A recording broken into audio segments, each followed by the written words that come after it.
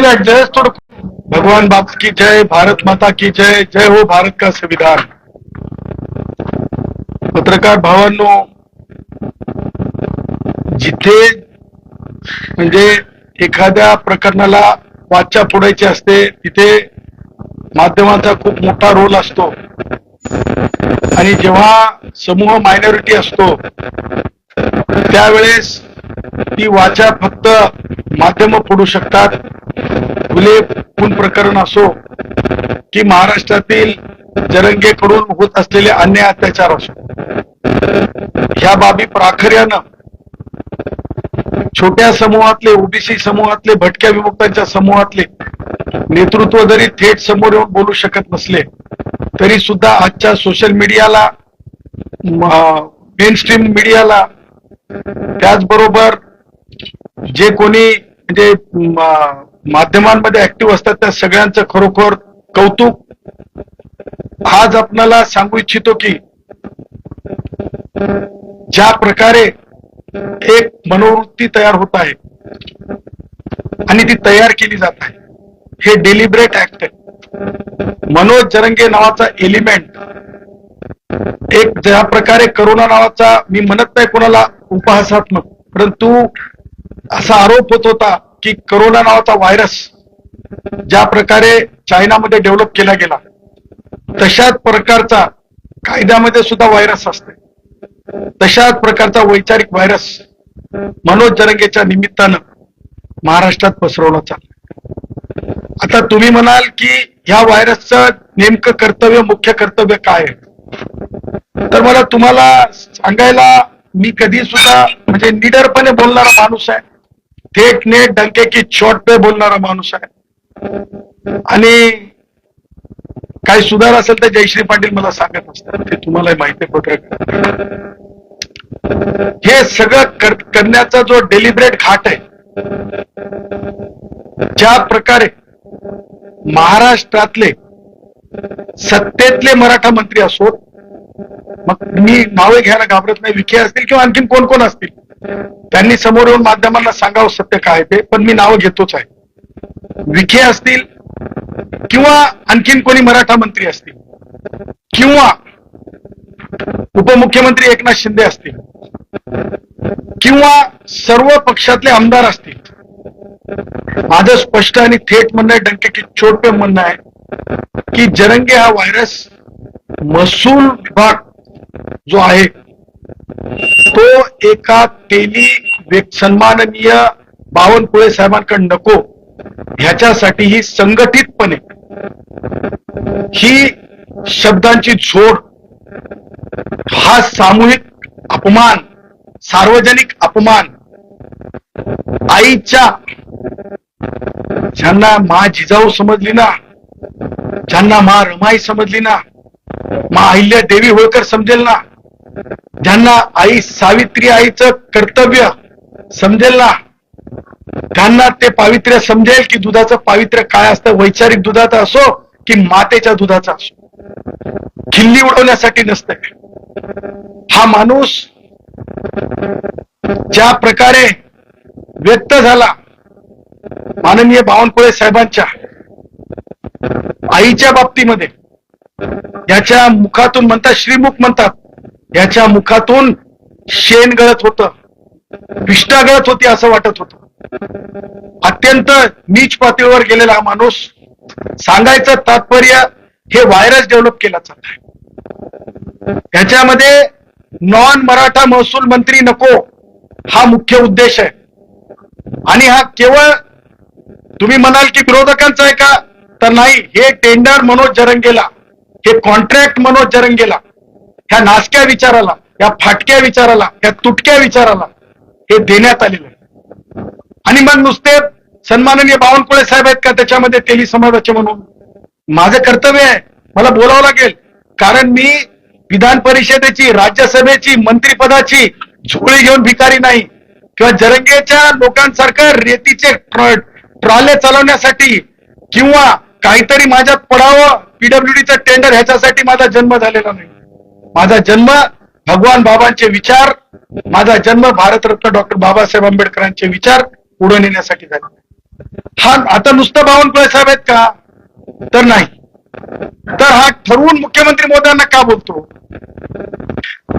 याला आतापर्यंत ज्या प्रकारे व्यक्त झाला मुख्यमंत्री महोदयांच्या, का तर जस्ट बिकॉज मायनॉरिटी ब्राह्मण आहेत या देशामध्ये, ब्राह्मणांना जी म्हणजे हे आहे समानता, ती मराठ्यांना आहे, तीच बौद्धांना आहे, तीच वंजाऱ्यांना आहे, आमच्या भावांना, तीच बंजाऱ्यांना आहे, सगळ्यांना समान आहे.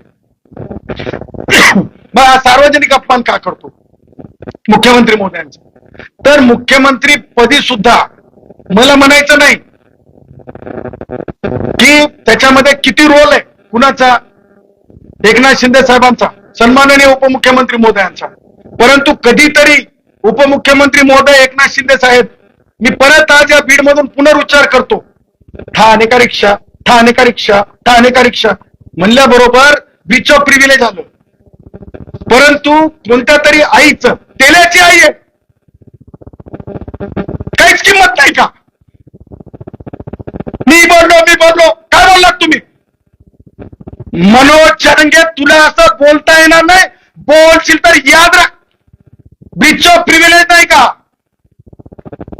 हे सगळं ठरवून व्हायरस डेव्हलप केलं चाललंय. व्हायरस डेव्हलप करण्याची एक पद्धती असते, ती लॅबोरेटरी पद्धती असते, ही पॉलिटिकल पद्धती आहे. आणि म्हणून नुसतं मुख्यमंत्री महोदय आहेत का? तर नाही. संजय शिरसाट सारख्या मंत्र्यांना टार्गेट का टार्गेट आहेत? कारण सिंपल आहे. धनंजय मुंडे साहेबांना इथं नको होते कारण भटक्या विमुक्तांचे होते. धनंजय मुंडे साहेब नको होते.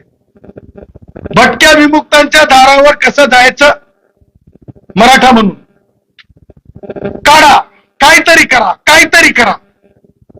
काय काय ठेवले नाव, आका, काय काय काय काय ठेवलं. त्याच प्रकारे संजय शिरसाट यांच्या मतदारसंघात जर ते पालकमंत्री असतील, तिथं नको संजय शिरसाटांचा कोणत्याच कामात हस्तक्षेप, tender contract, tender contract, tender contract, रेती उपसा, रेती उपसा. हे सगळ्या उपद्रवी गोष्टी आहेत. आणि हे ठरवून हे जरंगे व्हायरस डेव्हलप केलं गेले.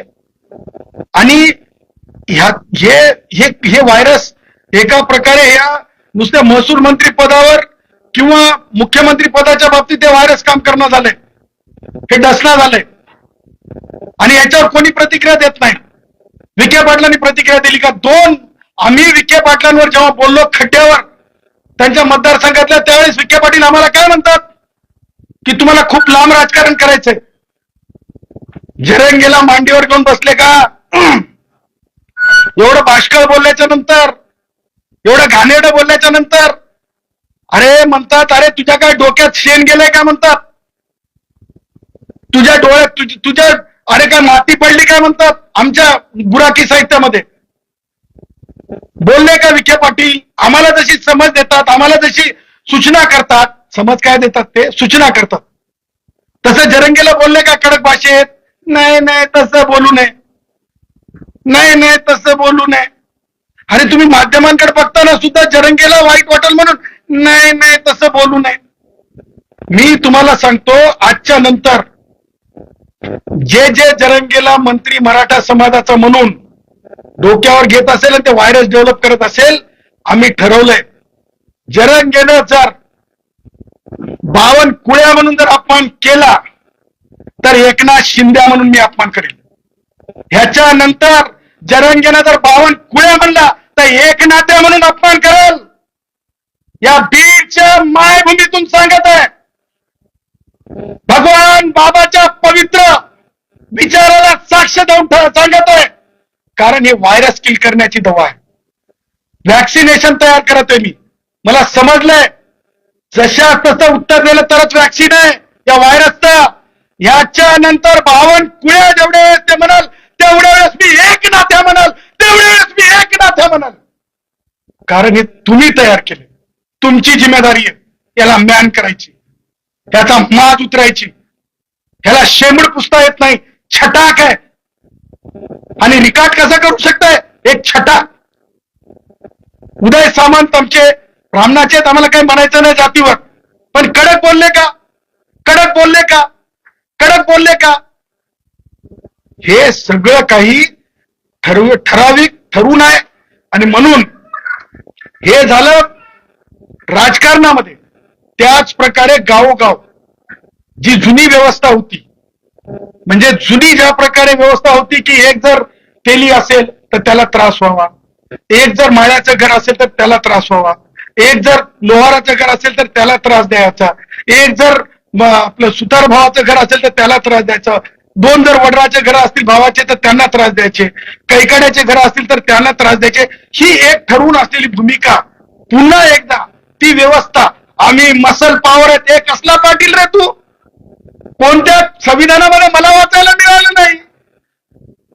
गावाचा पोलीस पाटील आता बौद्ध समाजाचा असतंय. जरंगे, जरंग्या, मनिया, मनिया. हे मी रेटून सांगत आहे, कारण हे कांटाळा जोपर्यंत उघडत नाहीत ना तोपर्यंत समजत नसतायत. आणि म्हणून ही गावची नव्यानं जी व्यवस्था जिवंत करण्याचं जे धाडस आहे, तुम्हाला सांगतो सुप्रिया ताई सुद्धा त्याचा पार्ट बनल्या. माझा घुले ज्या वेळेस हत्या होते माझ्या घुलेची, सुप्रिया ताई तुम्ही संसद रत्न आहेत, मी गुणरत्न आहे. तुम्ही संसद रत्न आहेत, मी गुणरत्न आहे. गुणरत्नाला कळालं की वंजाऱ्याच्या भावाच्या घरी जायचं असतंय, त्या आईला बोलायचं असतंय, तिच्या त्या गोळा जो मारल्या गेला त्या गोळ्यावर काहीतरी तिला भावना द्यायच्या असतात. तिला तिच्यामध्ये तू काळजी करू नको आई, तुझ्या मुलाला न्याय मिळेल एवढं म्हणण्याचं धारिष्ट नव्हतं. एवढा खासदारात का ताई? सॉरी, आमच्या याच्यामध्ये गुराखी साहित्यामध्ये पुळका काय कामाचा? एवढा राजकीय पुळका, एका गेलेल्या बाळापेक्षा जास्त राजकीय पुळका काय करायचा होता ताई? आणि म्हणून ही व्यवस्था, हे जे खासदार काय नाव त्याचं, असे खासदार उजदार आमदार मी नाव ध्यानात ठेवत नाही. बजरंग कोण आहे ते मला असले आमदार बी माहित नसतात, कारण मी लय कमी बोलतो, लय थेट बोलणारा माणूस आहे. तुम्हाला सांगतो ही व्यवस्था उभी पुन्हा एकदा, ही व्यवस्था संकटमय व्यवस्था उभी करायची गावगाड्यामध्ये. आणि गावगाड्याच्या माणसांना पुन्हा अडकुत्यात, पुन्हा चापकात, पुन्हा म्हणजे ज्याला आपण म्हणतो फडा तर आणू शकत नाही, पण ही आधुनिक प्रकारची तुम्हाला सांगतो एक व्यवस्था जी आहे, अत्याचारी व्यवस्था निर्माण करायची. जो मुलगा मला सांगा, माननीय आमचे ते वाल्मिक कराड साहेब, त्यांची चार्जशीट तुम्हाला पत्रकारांना सांगतो, एक दिवस आपण त्या चार्जशीटवर आपण तुम्हाला सांगतो विधी महाविद्यालयाच्या विद्यार्थ्यांचा जर आपण परिसंवाद ठेवला तर मूट कोर्टामध्ये त्या चार्जशीटवर असं निघून येईल की ह्या प्रकरणामध्ये एवढे दिवस अटक ठेवणं म्हणजे चुकीचं होतं. मग का हे ठेवलं चाललंय? त्याच्या मागचं कारण फार सिंपल आहे.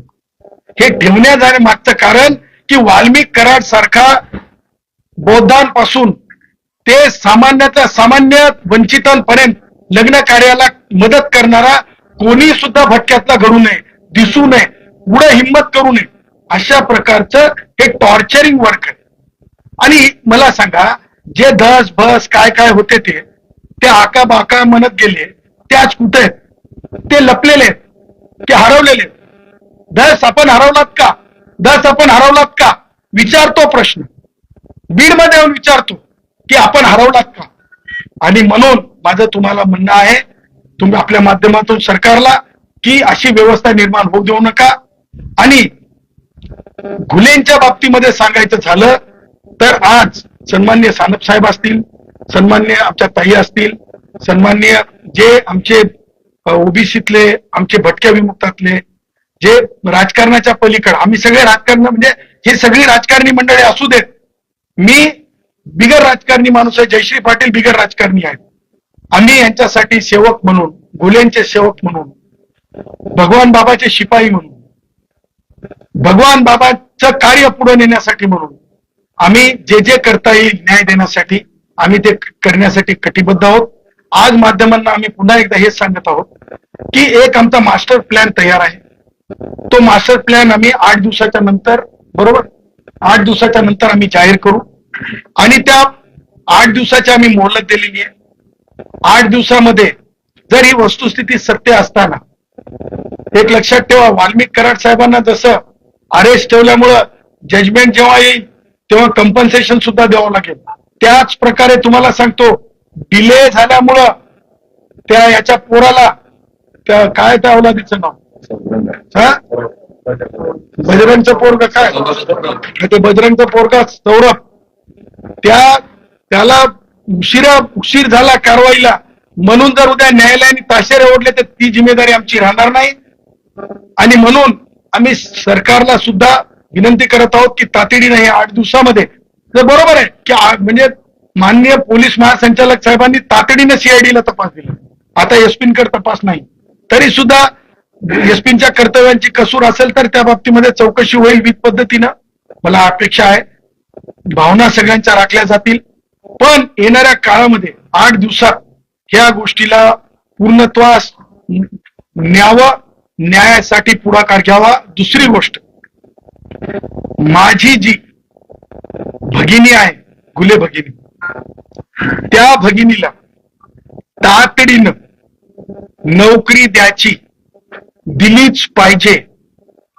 भटक्या विमुक्ताची आहे, माझी बहीण आहे, भगवान बाबाच्या भक्त आहे, भटके विमुक्त आहोत. या म्हणून मराठा एखाद्या कुटुंबातल्याला नोकरी देणं तातडीनं, का तर ते पानचट तोंडाचं पानचट बोलणार, त्याच्या भीतीपोटी ताबडतोब नोकऱ्या, ताबडतोब GR. आणि माझ्या बहिणीला, गुले बहिणीला तातडीनं जर नोकरी नाही दिली या खून प्रकरणात, तर जेवढ्या नोकऱ्या दिल्या तेवढे शासन निर्णय माननीय उच्च न्यायालयात मी चॅलेंज करणार. आणि मन्याच्या शिफारसीनं खरं कोण आत्महत्या केल्या होत्या आणि खोट्या कोण दर्शवण्यात आल्या याची सुद्धा चौकशीची मागणी करणार. मन्याला वळती भुई कमी पाडणार. मन्यानं हे लक्षात ठेवावं. मन्यानं हे त्याची उष्टेगिरी लाळ गळेपर्यंत ते छटाकणं, आता ह्याच्या पुढं आपल्या मर्यादेत राहावं. आणि जे मंत्री, पुन्हा एकदा आपल्या पत्रकार परिषदेला माझं मत थांबवताना सांगतो की जे कोणी सत्तेतील मंत्री मन्याला मदत करत असतील, मग ते शिंदे गटाचे असोत की भारतीय जनता पक्षातले मराठा मंत्री असोत, त्यांना सांगत आहोत सावधान. किंवा विरोधी उद्धव ठाकरे गटातले आमदार असतील, खासदार असतील, किंवा शरद पवार गटातले असतील, किंवा अजितदादांच्या गटातले जे कोणी असतील, जर मन्यानं एकाही ओबीसी भटक्या विमुक्ताला जर अपशब्द काढले तर मन्याला जे भेटतात, मग मी तुम्हाला उदाहरणार्थ एकनाथ शिंदे साहेबांचं उदाहरण दिलं, मला त्यांचा अपमान करायचा मग उदाहरण दिलं, त्याच प्रकारचं वक्तव्य आम्ही करत राहू. आमचा भटका विमुक्त त्याच प्रकारे करेल. मान्य आहे का सगळ्यांना? आपल्याला मान्य. आणि आपल्याला काही प्रश्न असतील तर आपण विचारू शकतो. पूर्ण प्रकरणामध्ये सीआयडी तर तपास केलाय, मात्र सीआयडी ज्या पद्धतीने काम करते, तपास आल्यानंतर उपोषणाचा 10व्या दिवशी सीआयडी भेटली, तर तेवढ्या ताकदीनं, तेवढ्या तत्परतेनं सीआयडी काम करते असं वाटतं का? नियुक्त झाल्यानंतर काही 5 दिवस 10 दिवसानंतर सुद्धा त्या कुटुंबाची भेट घेतली जाते. पण लक्षात घ्या की FIR दाखल झालेला आहे, ते उशिरा दाखल झाले, तो आमच्यासोबत अन्यायाचा. 2, प्रेत आम्हाला 2 दिवस आमच्या प्रेताची अवहेलना झाली.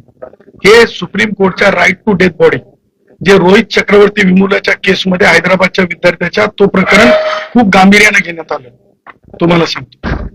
त्यामुळे अक्षम्य आहे, हे चौकशीच पात्र आहे, हे कंपन्सेशनला पात्र आहे, एखाद्या अधिकाऱ्यावर कारवाईला म्हणजे पात्र आहे.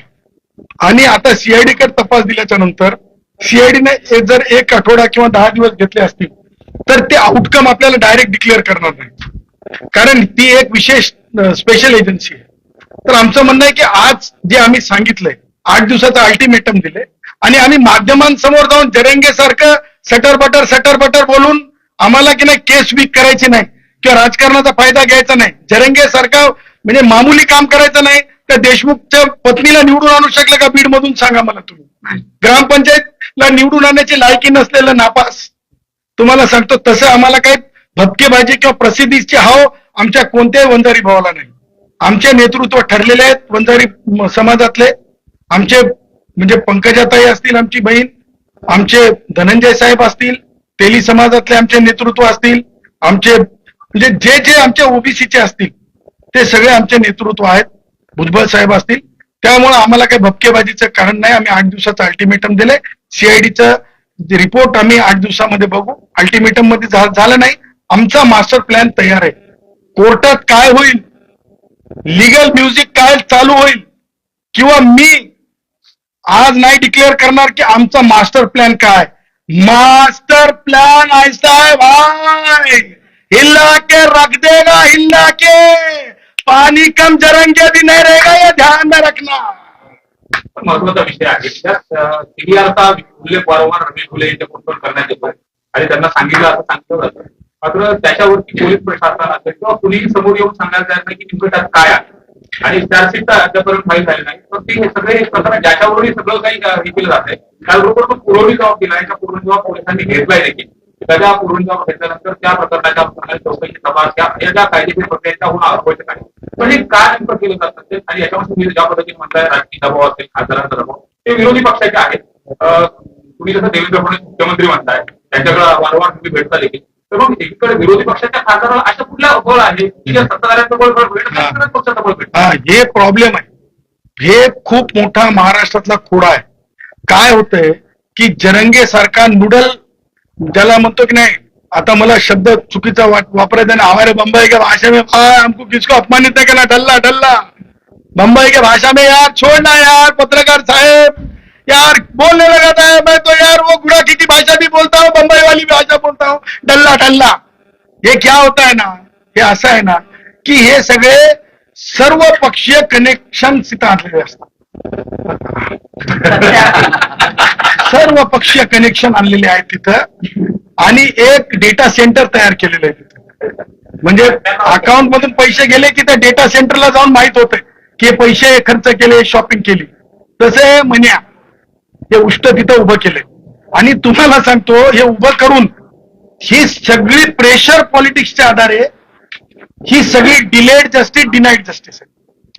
त्यामुळं मला असं वाटतं की म्हणजे आम्ही फार बेफिकर आहोत असं नाही, हम फिकर के साथ आहे.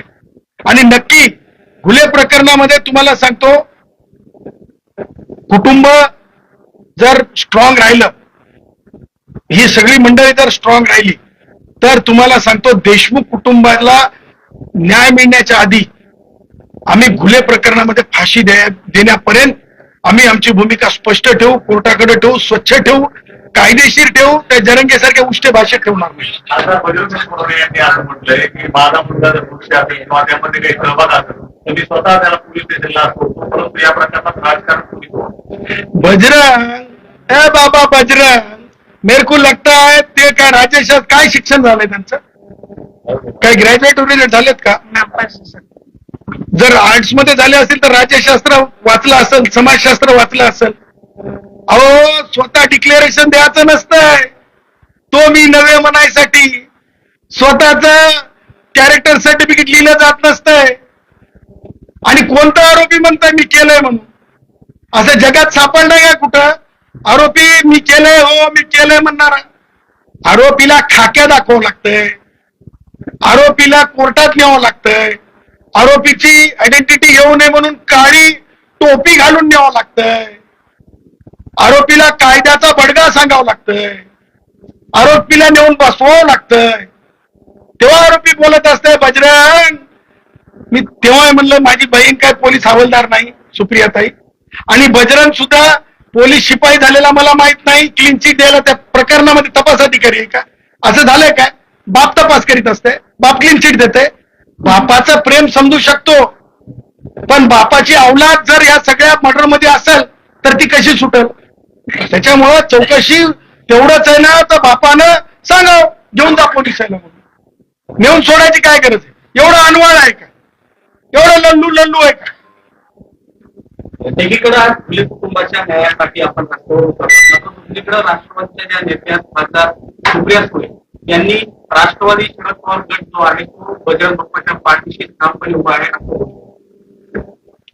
राष्ट्रवादी काँग्रेसचे वयोवृद्ध पुढारी शरद पवार असतील किंवा आमच्या संसद रत्न सुप्रियाताई असतील, या प्रकरणामध्ये त्या म्हणजे त्यांची भूमिका स्पष्ट उघडी पडलेली. की त्या म्हणजे राजकारणामध्ये ज्या समानतेनं वागायला पाहिजे, जे न्याय द्यायला पाहिजे ते नाहीत, त्या पक्षपाती आहेत, त्या जाती अंधा असल्यासारखं त्यांचं ते वक्तव्य आहे. एक्स्ट्रा ज्याला म्हणतो आपण आपलं इन्व्हेस्टिगेटिव्ह आहे, एक्स्ट्रा इन्व्हेस्टिगेटिव्ह अफेअर ह्यासाठी म्हणतो मी सुप्रियाताई, कारण पोलीस शिपाई जो असतो ना तो प्रॉपर अथॉरिटी आहे. एखाद्या प्रकरणात शिपाई सांगतो, शिपाई 302चा रिपोर्ट लिहू शकतो. सुप्रियाताई नाही. सुप्रियाताई तुम्ही कॅरेक्टर सर्टिफिकेट देण्यासाठी, क्लीन चिट देण्यासाठी ज्युडिशियल मॅजिस्ट्रेट सुद्धा नाहीत सन्माननीय, ना तर तुम्ही पोलीस शिपाई नाहीत ना. असाल तर सांगा, मग आम्हाला कळू द्या की सुप्रियाताई, माझी सुप्रियाताई संसद रत्नताई गुणरत्नची बहीण, त्या संसद रत्न मी गुणरत्न, त्यांनी सांगून टाका की मी मॅजिस्ट्रेटच्या पॉवर मध्ये आहे आणि मी हे आहे, काय म्हणतात ते, पोलीस शिपाई म्हणून तपास माझ्याकडे. सध्यासाठी बीड जिल्ह्यामध्ये मराठा विरुद्ध बंजारा असा वाद करून राजकीय पोळी भाजण्याचा प्रयत्न नाही ना तुम्हाला वाटतं? बघा, आमचा वंजारी भाऊ असेल, आमचा ओबीसी भाऊ असेल, आमचा म्हणजे गावगड्यातला कोणी असो, तुम्हाला सांगतो घिसडी भावापासून ते लोहार भावापर्यंत, बौद्ध भावापासून आदिवासी भावापर्यंत सगळे मायनॉरिटी मध्ये आहेत. कोणी सुद्धा जरंगे सारखे, ताई तुम्ही पत्रकार आहात, सन्माननीय आहात, तुम्ही एक मोठी शक्ती आहात, तुमच्या लेखनीत ताकद आहे.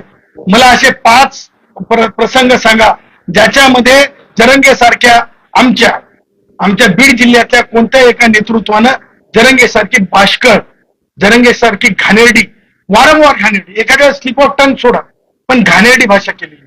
त्याच्यामुळं हे अत्याचार आहे, हे अत्याचार आहे, हे अत्याचार आहे. आणि जातीवाद जातीवाद जातीवाद जातीवाद नाही, हे अत्याचार आहे. 2 जातीतलं ओबीसी कधीच भांडत नाही, ओबीसी कधीच भांडत नाही. हा ठरवून जातीवाद आहे. आणि तुम्हाला सांगतो, आज मराठा भाऊ माझ्याकडे अनेक कॉल्स दाखवू शकतो तुम्हाला मी. मला युवा एमपीएससी करणारे विद्यार्थी सांगतात जरंगेनं फसवलं, कारण 7.5% विद्यार्थी ईडब्ल्यूएस मधून लागत गेले मराठा भावांचे, आज 2% सुद्धा लागत नाही. फायदा कोणाला जरंगे करून देते माहितीये? जिल्हा परिषदचे सदस्य, नगरपालिकांचे सदस्य, ग्रामपंचायतीचे सदस्य, फक्त त्यांना राजकीय पोळी जरंगेच्या मार्फत. सांगितलं ना तुम्हाला, data centre Jarange, virus Jarange, आणखीन काय काय पाहिजे? बस झालं ना बीडला आजच्या तारखेपुरतं. व्हायरस, डेव्हलप्ड व्हायरस, अजून काय पाहिजे? चलो नेक्स्ट टाइम मिलेंगे. जय हिंद.